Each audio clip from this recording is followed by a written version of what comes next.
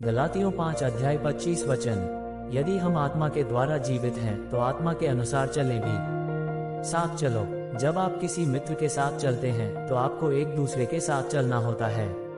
अगर आप में से कोई आगे निकल जाता है या पीछे रह जाता है तो आप साथ नहीं चल रहे हैं। और जब बात परमेश्वर के साथ चलने की आती है तो यह इतना अलग नहीं है।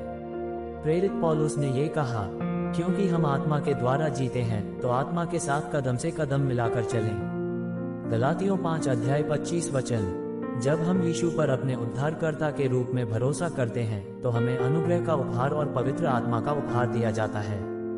इसे सरल शब्दों में कहें तो पवित्र आत्मा ही परमेश्वर है। हमें परमेश्वर दिया गया है।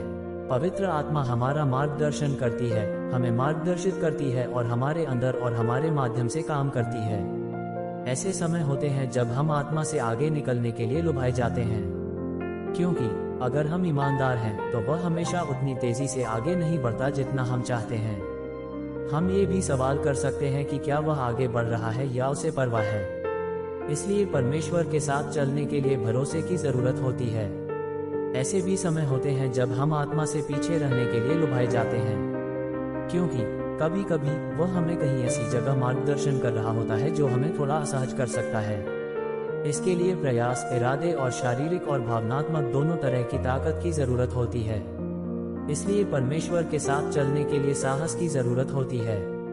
हम उसके करीब रहकर आत्मा के साथ कदम से कदम मिलाकर चल सकते हैं, ध्यान देकर, उससे बात करके, उसका वचन पढ़कर और उससे प्यार करने वालों के साथ मिलकर। क्योंकि जब हम उसके करीब रहने के लिए प्रतिबद्ध होते हैं तो एक बात पक्की होती है, पवित्र आत्मा आपका मार्गदर्शन करेगी हर कदम पर।